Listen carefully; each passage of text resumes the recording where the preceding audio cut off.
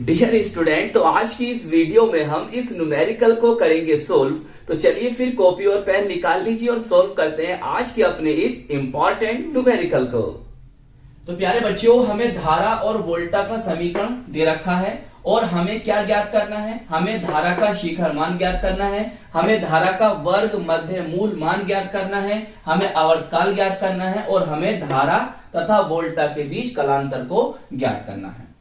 प्यारे बच्चों, बहुत ध्यान से समझेंगे इसके सॉल्यूशन को। ब्लैक पेन निकालिए और लिखिए एक समीकरण, I बराबर I not sine omega T plus five से तुलना करने पर। सही है। चलिए अब वन बाय वन लेके चलते हैं हम अपना। पहला लिखते हैं, ब्लैक पेन से लिखना बच्चों, इसे धारा का शिखर मान। हम इसे प्रदर्शित करते हैं, डिनोट करते हैं आई नोट से। चलिए देखो बच्चों, इसकी तुलना आप इससे करो तो आई नोट यहां क्या दिखाई दे रहा है आपको? सर आई नोट बराबर हो जाएगा 3.5 एम्पियर। सही है। ए लिख दो या ऐसे लिख दो एम्पियर, या हिंदी में लिख दो, आपकी मर्जी। सही है। पहला क्वेश्चन आपका हुआ सोल्व। चलिए फिर ब्लैक पेन लीजिए। बच्चों आपको ना ब्लैक और ब्लू पेन का यूज करना आना चाहिए, आपको लिखने का तरीका आना चाहिए, ये बहुत मैटर करता है। अब दूसरा हेडिंग आपका ये है, दूसरा सवाल आपका ये है, धारा का वर्ग मध्य मूल, वर्ग मध्य मूल, जिसे हम डिनोट करते हैं बच्चों IRMS से, root mean square, root mean square. सही। फॉर्मूला लिखेंगे आप, अब चाहे ब्लू पेन ले लो, IRMS बराबर I नोट, ये धारा का अधिकतम मान है या शिखर मान है या शीर्ष मान है, अपॉन √2। अब देखो बच्चों, ये वैल्यू आपको दे रखी है, उसने लिख दो यहां पर 3.5 अपॉन √2। सही। अब मैं यहां कर रहा हूं आपको, आप नीचे नीचे लिखना। देखो इसे ऐसे कर सकते हो आप, 3.5 ऊपर नीचे ना √2 से गुणा कर दो, √2 3.5 इंटू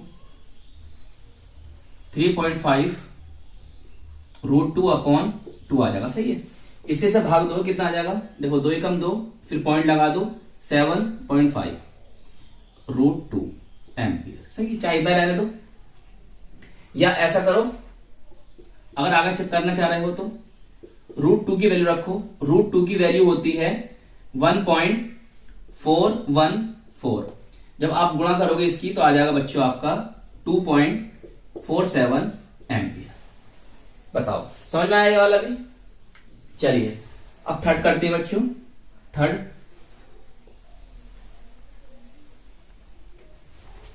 फिर ब्लैक पेन से लिखेंगे, आवर्तकाल डिनोट करते हैं टी से। चलिए फॉर्मूला लिखो। क्या होता है फॉर्मूला? फॉर्मूला होता है बच्चों T is equal to 2 pi upon omega, या omega is equal to 2 pi upon T. Omega बोले तो कोणीय आवृत्ति होती है। अब देखो इसकी तुलना करोगे आप, इसकी तुलना करोगे ये आपको ओमेगा इससे, तो कितना आ गया? 628। सही है, 628।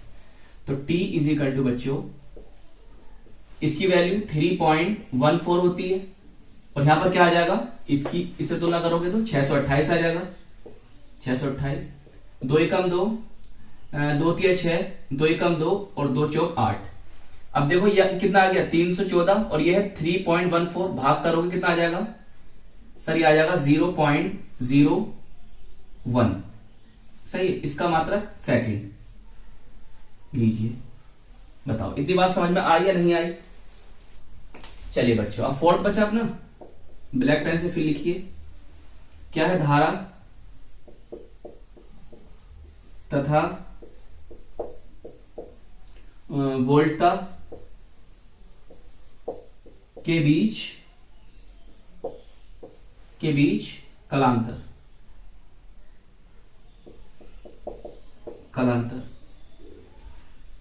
फाइव से करते हैं ना डिनोट।